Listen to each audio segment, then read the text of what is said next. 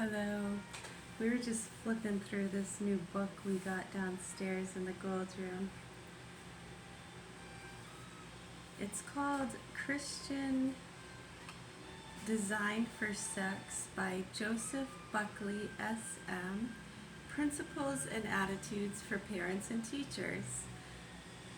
I think it's FIDES Publishers Association, F-I-D-E-S. I should say FIDES or FIDS. Chicago, Illinois, copyright 1952, 21 West Superior College, Illinois.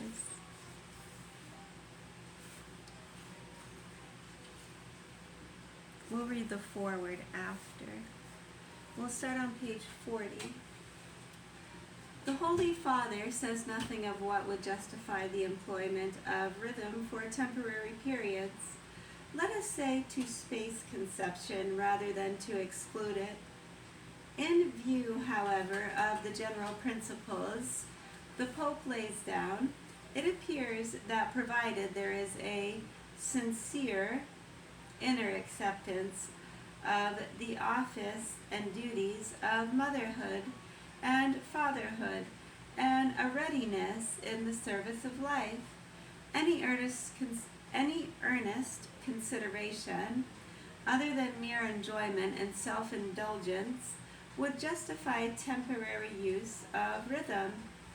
The Pope does not indicate that married people are bound to have as many children as they possibly can. The absolute ideal would seem to be that parents have as many children as they can reasonably afford a decent opportunity to get to heaven. Children are born to earth only that they may one day people heaven. When the time comes for parents to face the divine judge, they will find much reassurance in the knowledge that to souls who would not otherwise exist, they have given life and thus opened the way to eternal possession of God. Nevertheless, the restrictive terms in our formula, soil, reasonability, and descent, leave considerable leeway for personal opinion according to the circumstances of life. Forces of impurity.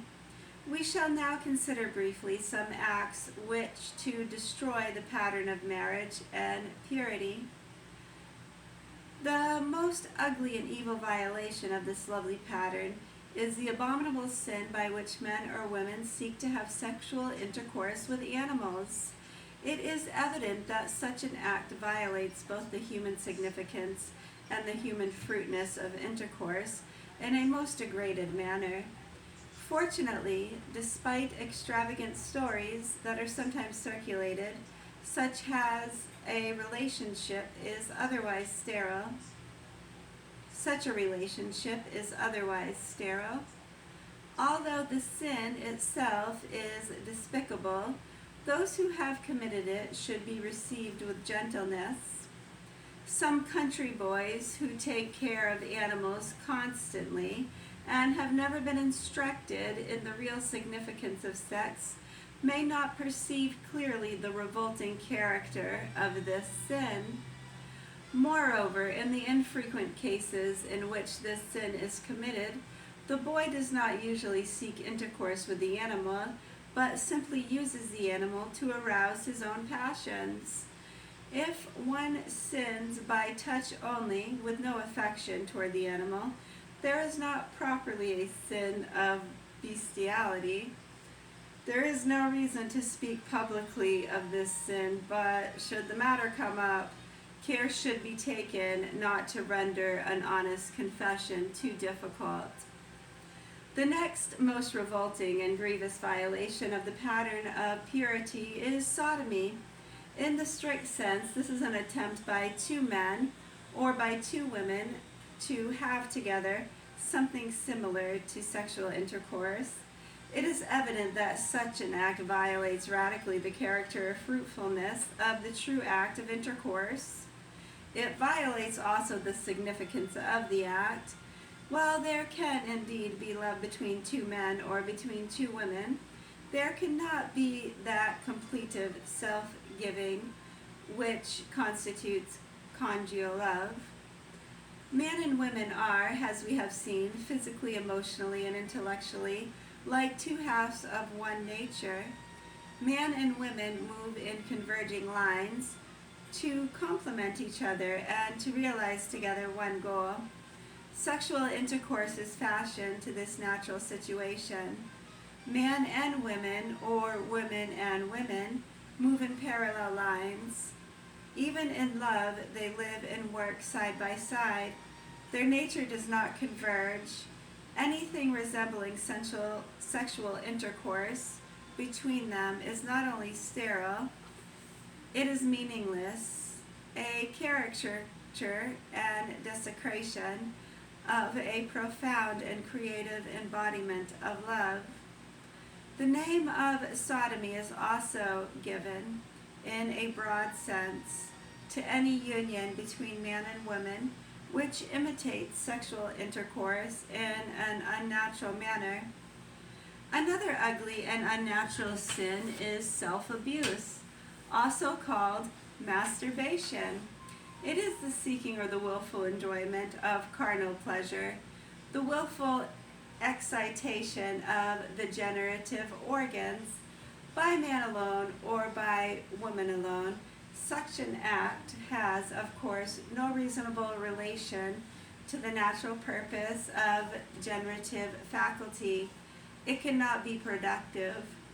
The natural yes, we now know masturbation does have some health benefits. Sure, just like massaging any other muscle. And it's not sexual intercourse. Yeah, it's kind of funny they do call it a unnatural sin, self-abuse.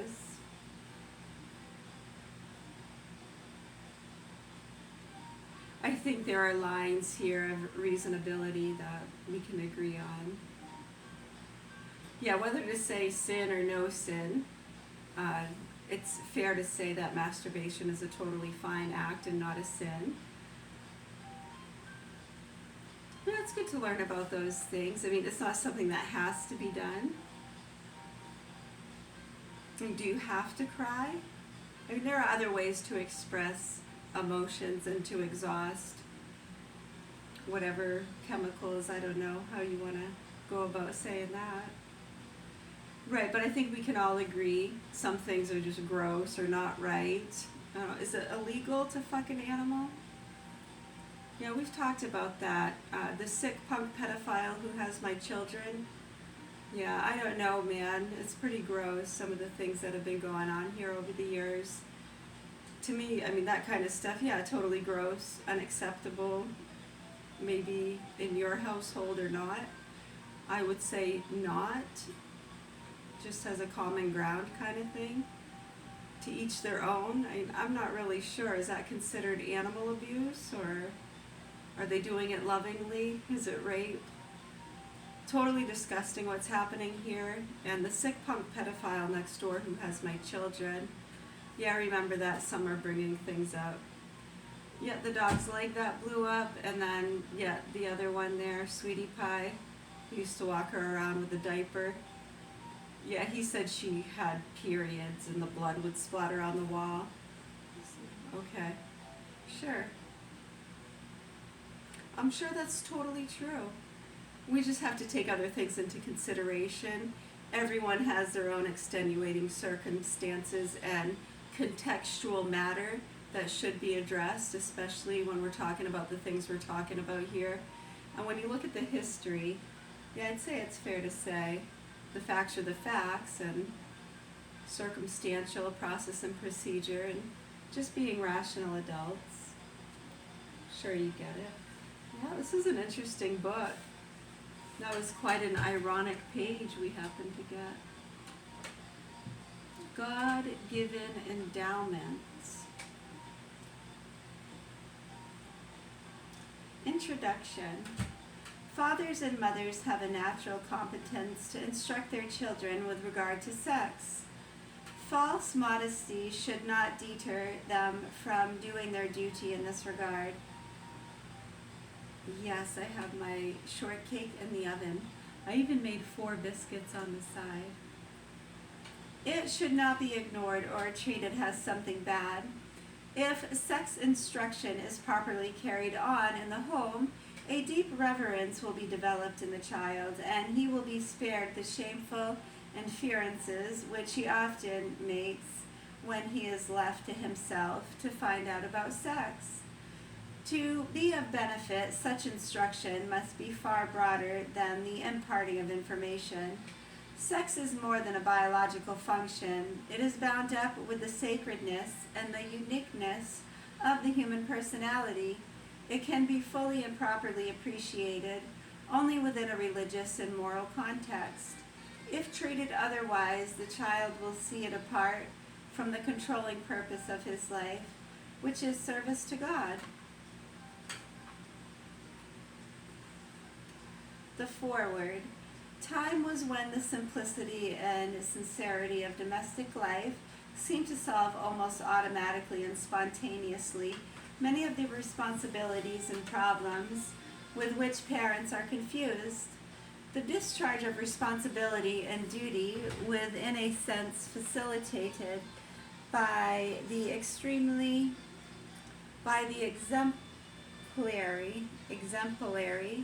conduct of most parents, the exemplary conduct of most parents, whereby they demonstrated not only the rightness, but also the blessedness of the way of life which they endeavored to impress on their children. Thus, there was established in many respects a family tradition that was as wholesome and strong as it was sacred.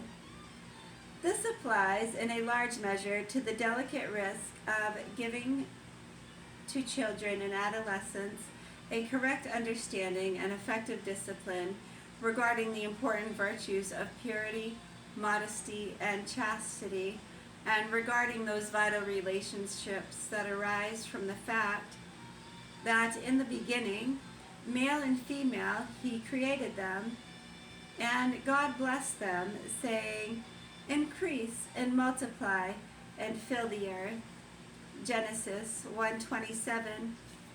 In the modern atmosphere of godlessness and materialism, the true dignity of human generation has been all but submerged in a maze of worldliness, selfishness, and sensuality, while the time-honored virtues of purity, modesty, and chastity have been made the objects of persistent attacks. With almost the evidence of a conspiracy, these attacks emanate from certain organs of the press, sensational motives, so-called funnies, stage performances, and radio and television programs. Not to speak of the impact that has been directed against these virtues by extreme styles of female dress, beauty contest, indecent exposures, and loose conduct at bathing beaches and other places of amusement. Not to be overlooked are the changing attitudes towards honorable courtship, a prudent approach to the sacredness and life-enduring responsibility of the marriage contract, and the challenging nobility of parenthood, for the breakdown of the high ideals which Christian principles have set for these relationships. Grave is the responsibility of divorce-favoring legislation and court practices. Loose and even immoral pronouncements by social schools and medical bodies on birth control, the use of contraceptive devices and rhythm, and all of this has created an unwholesome psychology on family life. What wonder, then, that parents, even those who set a commendable example in personal and domestic virtues, find themselves almost helpless in the discharge of their responsibility rightly to indoctrinate their children, including maturing sons and daughters, regarding matters of sex, personal integrity, the respect respect and restraint due to other persons of both sexes, and finally, the Christian principles on which rest the dignity of parenthood! Exclamation point. Cheers. Having an afternoon coffee.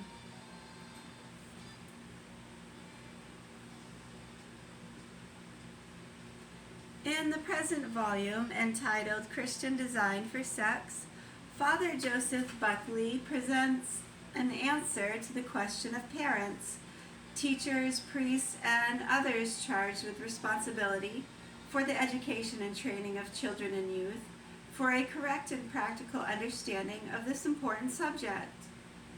The treatise enters rather profoundly into the philosophy of generation, has a process ordained by God in close association with his creative power.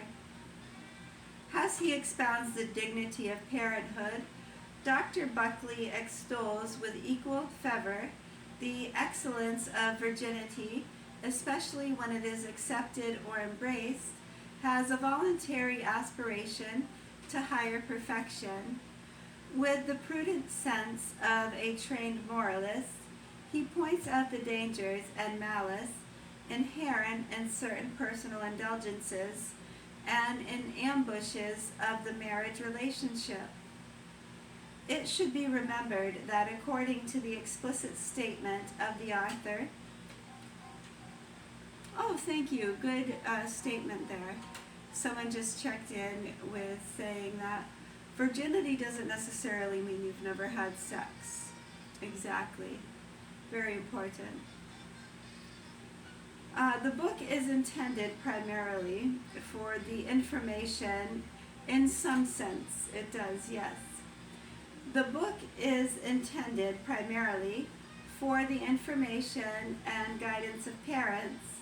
Nevertheless, because priests and teachers, religious and lay, are frequently questioned by pupils, especially in their adolescent years. You want me to expound on that? Okay. So, yeah, you might have had a hamburger before, but you've never had a hamburger that way. In that state of mind, with such purity. Right, so yeah, we talk about that a lot throughout the years in different rehab, different classes and stuff. Social skills classes. I mean, really a whole host. Yeah, we don't really like to label those groups too much because it's such a variety of people, all walks of life. Some call them, retreats and different things like that.